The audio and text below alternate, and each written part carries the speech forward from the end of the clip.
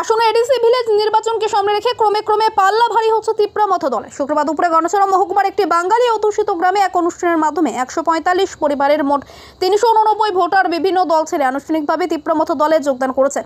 ঘটনার বিবরণে জানা যায় যে ধলাই জেলার গণছড়া মহকুমার অন্তর্গত মনোরঞ্জন দাসপাড়ায় তিপ্রামথ দলের অঙ্গ সংগঠন TCF এর উদ্যোগে এক অনুষ্ঠান সভা অনুষ্ঠিত হয়। উক্ত সভায় উপস্থিত ছিলেন রাজ্য নেতৃত্ব শাহ আলম, প্রাক্তন বিধায়ক তাপস দে, নারী নেত্রী মণিহার দেববর্মা, বিধায়িকা নন্দিতা রিয়াং দেববর্মা, স্থানীয় নেতৃত্ব ক্ষত্রজয় রিয়াং, বাসুদেব চাকমা এবং রতন বিকাশ চাকমা সহ অন্যান্যরা। উক্ত সভায় গন্ডাছড়া মহকুমার বিভিন্ন এডিসি ভিলেজ থেকে 145 পরিবারের মোট 389 জন ভোটার বিভিন্ন দল ছেড়ে তিপ্রামথ দলে যোগদান করেন। যোগদানকারীদের দলে স্বাগত জানান উপস্থিত নেতৃত্বরা। তিপ্রামথ দলটি একটি জনজাতি ভিত্তিক দল হওয়া সত্ত্বেও কেন বাঙালিদের এগিয়ে নিয়ে যাওয়ার জন্য মথার সুপ্রিমো বুবাগ্রা TCF নামক একটি সংগঠন তৈরি করে রাজ্যের সকল অংশের বাঙালিদের দাঁড়াবার চেষ্টা করে চলেছেন, তার উপর ব্যাখ্যা করে বক্তব্য রাখেন উপস্থিত নেতৃত্বরা। আজকে 46 রাইমাবেলির গন্ডাতুর সাথে বিভিন্ন রাজনৈতিক দল থেকে 400 ভোটার তিপ্রামথা পার্টিতে যোগদান করেছেন। তারা তিপ্রামথার শাখা সংগঠন TCF এর অন্তর্ভুক্ত হবেন এবং ত্রিপুরা রাজ্যের বিভিন্ন জায়গায় আমাদের সংগঠনকে শক্তিশালী করার লক্ষ্যে আমরা কাজ করছি এবং আমাদের বিভিন্ন জায়গায় যোগদান সভাগুলো হচ্ছে। আমাদের উদ্দেশ্য যে ত্রিপুরা রাজ্যের উন্নয়নের স্বার্থে ত্রিপুরার মহারাজা পদ্মত কিশোর মাণিক্য বাহাদুরের নেতৃত্বে যে তিপ্রামথা দল, সেই দলকে শক্তিশালী করার জন্য আমরা বিভিন্ন জায়গায় এই যোগদান পর্ব করে যাচ্ছি এবং বিশেষ করে আজ থেকে যেটা সবথেকে আনন্দের ব্যাপার, আমরা বিভিন্ন জায়গায় যাচ্ছি কিন্তু সেখানে একটা যে বার্তা মানুষের কাছে যে বাঙালিরা কি তিপ্রামথা করবে নাকি, এমন একটা কথা আমি তো বিভিন্ন জায়গায় এই কথাটা শুনি। কিন্তু মহারাজা ওনার উদ্দেশ্য প্রথমেই জানিয়ে দিয়েছেন যে একটা শাখা সংগঠন নন ট্রাইবেলসের জন্য গঠন করে দিয়েছেন এবং বিগত বিধানসভায় সেটার প্রমাণও উনি দেখিয়ে দিয়েছেন যে নন ট্রাইবেল ক্যান্ডিডেট দিয়েছেন, তার মধ্যে সব সম্প্রদায়কে অন্তর্ভুক্ত করেছেন। মাইনরিটি থেকে 2 জন প্রার্থী করেছেন, মণিপুরি সম্প্রদায় থেকেও 2 জন প্রার্থী করেছেন এবং আমার বাঙালি ভাইদের এখান থেকেও 16 জন প্রার্থী করেছেন। সেটা এর আগে কোনো জনজাতি ভিত্তিক রাজনৈতিক দল ত্রিপুরা রাজ্যে করেনি। তো মহারাজার উদ্দেশ্য সমগ্র ত্রিপুরা রাজ্যের উন্নয়ন, না কি এখানে শুধু ত্রিপ্রাসাদের উন্নয়ন। সেইভাবে একটা বিরূপ প্রচার বিভিন্ন রাজনৈতিক দল করে যাচ্ছে। কিন্তু আজকে যারা এখানে যোগদান করেছেন তাদেরকে আমি আন্তরিকভাবে স্বাগত জানাই। তারা মহারাজার যে উদ্দেশ্যকে সফল করার জন্য আজকে তিপ্রামথা পার্টিতে যোগদান করেছেন। সবাইকে ধন্যবাদ। তিপ্রামথার সংগঠন আপনারা অলরেডি শুনেছেন যে আমাদের তিপ্রামথা একটা যে পার্টি,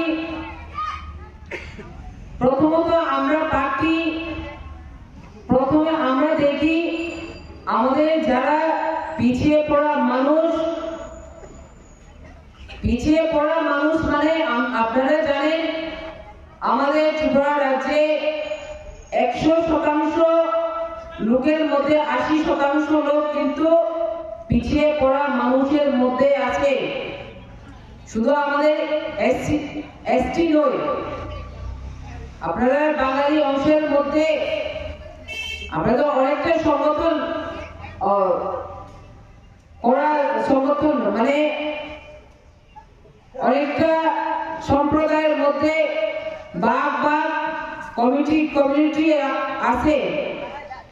এর মধ্যেও তো আমাদের এখানে ত্রিপুরা রাজ্যে যে 80% অংশের মধ্যে আপনারা OBC, SC আর মাইনরিটি, কিন্তু আমাদের ST সহ 80% অংশের মধ্যে পিছিয়ে পড়ার মধ্যে আছে। তাই আমাদের বুবাগরা ওইসব যারা পিছিয়ে পড়া লোকজনদেরকে কিভাবে আমাদের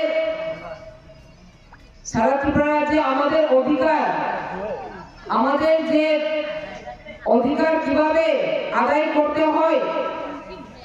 আমাদের যে পৃথিবীর আমরা জন্ম নেবার পরে আমরা সব একই মানুষ, কিন্তু মানুষের মধ্যেও মানুষ, আমরা পিছিয়ে পড়া মানুষদেরকে অনেক জায়গাতে আমাদের গণ্য করা হয় না। ওইসব চিন্তাধারায় আজকে ভূভাগরা তিনি তীব্রমথা সংগঠন নিয়ে আজকে ত্রিপুরা রাজ্যে এই তীব্রমথা সংগঠন করেছে। তো তাকে আপনারা কি মনে করে যে বাঙালি অংশের মানুষ, আমরা বাঙালি যে বলে বাঙালি অংশের মানুষের মধ্যে এসসি কি উচ্চ বুনিয়াদী বাঙালির মতন কি আপনাদের অধিকার আপনাদের আসেনি? আপনি পায়া থাকেনি? আপনারা এটা চিন্তা করেন।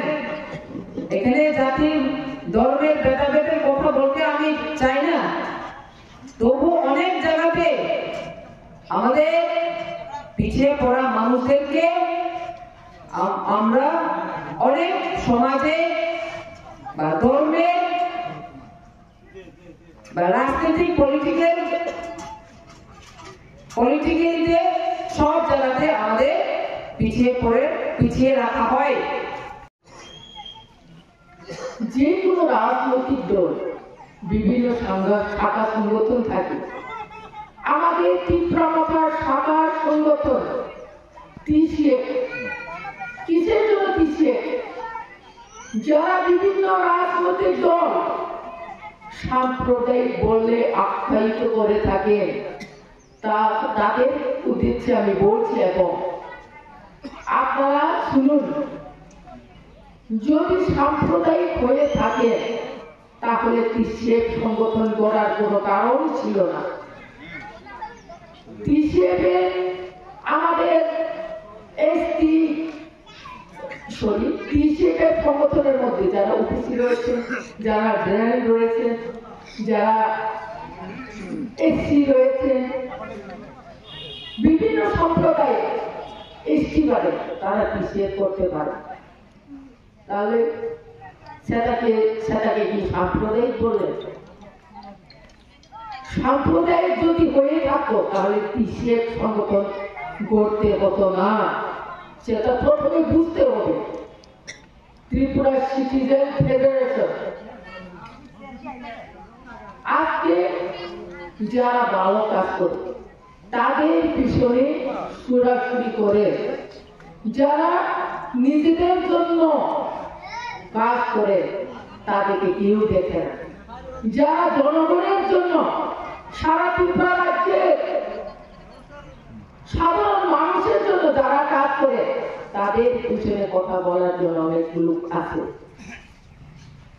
সেই জন্য আমি আপনাদের কাছে অনুরোধ করব, আপনারা আজকে এখানে আমাদের দলে আমরা সবাই এক ফ্যামিলির লোক, আমরা সবাই তীব্রমথার লোক। হতে পারে আমাদের শাখা সংগঠন ছোট ছোট সংগঠন হতে পারে, কিন্তু আমরা এক ফ্যামিলির লোক। সেই জন্য আমাদের ভূভাগরা চায় যারা পিছিয়ে পড়া, শুধু আমরা ত্রিপুরা ছাড়া পিছিয়ে পড়ে না, আপনাদের মধ্যে আপনারা যারা বন্ধাত্মীর সাথে রয়েছে, আপনারা যারা বিভিন্ন বিসি এলাকাতে রয়েছে, গ্রাম পঞ্চায়েত এলাকাতে রয়েছে, আপনারাও বঞ্চিত। শুধু আগরতলা শহর শুধু উন্নয়ন হলে হবে না তো। যদি ত্রিপুরাকে উন্নয়ন করতে হয় তাহলে প্রথমে বিএস কমিটিতে উন্নয়ন করতে হবে। 5 বছরের মধ্যে আমরা পাল্টাতে দেখেছি।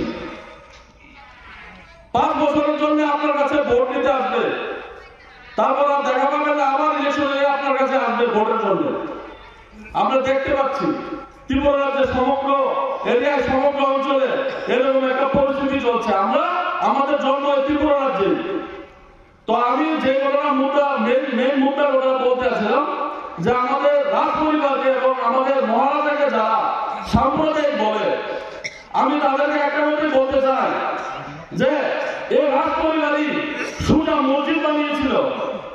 এই রাজ পরিবারই মা ত্রিপুরেশ্বরীর মন্দির বানিয়েছিল, এই রাজ পরিবারই আপনার বুদ্ধ মন্দির বানিয়েছিল, এই রাজ পরিবারই আমাদের ত্রিপুরা রাজ্যে সকল সম্প্রদায়ের মানুষকে সমানভাবে ধার্মিক অধিকার দিয়েছিল। আজকে আমরা কি দেখছি ত্রিপুরা রাজ্যে? কেউ হিন্দুর নামে মুসলিমকে মারছে, কেউ মুসলিমের নামে হিন্দুকে মারছে, কেউ জাতির নামে আমাদের আদিবাসী ভাইদের মারছে। আমাদেরকে যদি এসব নোংরা